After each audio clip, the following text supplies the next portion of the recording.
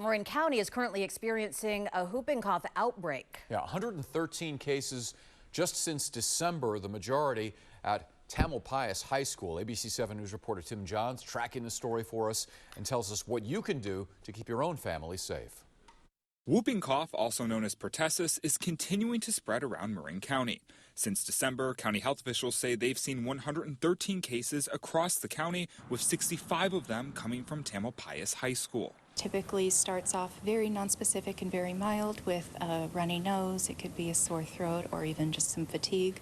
A couple days or even up to a week later is when the cough starts. Lindsay Termini is a nurse with Marin County Communicable Disease. She says if you feel sick, you should see your doctor and get tested. If that test comes back positive, Termini says there are rules you should then follow. We do recommend that you isolate during your infectious period and isolate at home, so no school, no work.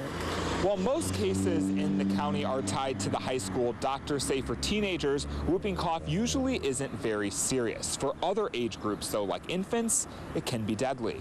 Often they're not vaccinated enough, so for infants under 2, we don't give the pertussis vaccine until babies are about 2 months old.